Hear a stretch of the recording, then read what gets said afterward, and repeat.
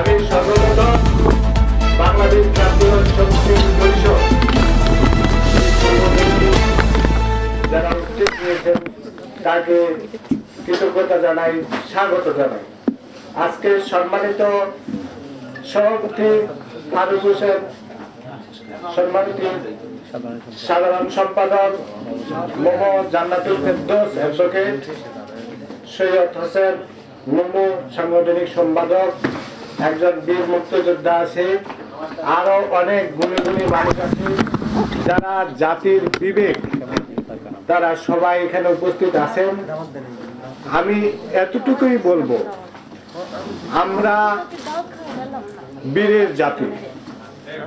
1971 সালে রক্তক্ষয়ী যে বীর মুক্তিযোদ্ধারা, জাতির শ্রেষ্ঠ সন্তানরা, আমাদের একটি মাতৃভূমি যারা স্বাধীনতা এনে দিয়েছিলেন, তাদের প্রতি শ্রদ্ধা জ্ঞাপন করছে।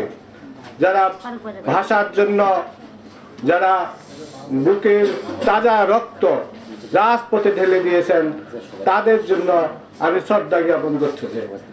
তারা বৈষম্য বিরোধী আন্দোলনে অনেক ছাত্র, অনেক শ্রেণী পেশার লোক যারা জীবন দিয়েছেন, তাদের রুহের মাগফিরাত কামনা করি।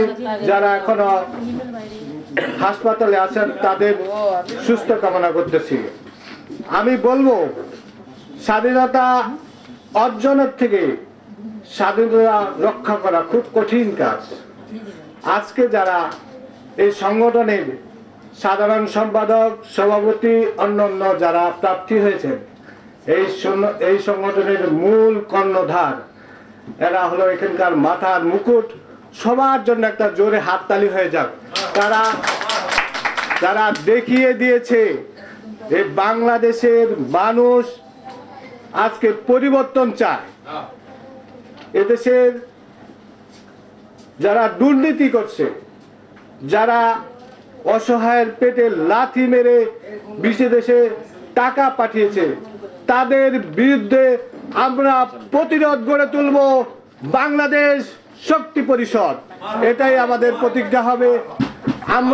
আমি বলবো যে আমাদের কাজ হবে যে নিপীড়িত, অসহায় কৃষক, শ্রমিক, সবার যারা পেট ভরে খেতে পারে না, যারা আজকে শীতের জন্য উত্তরবঙ্গে যে হাহাকার, যারা বন্যাস্ত এলাকায় এই অরাজনৈতিক সংগঠন যারা যেখানে ক্ষতিগ্রস্তের মধ্যে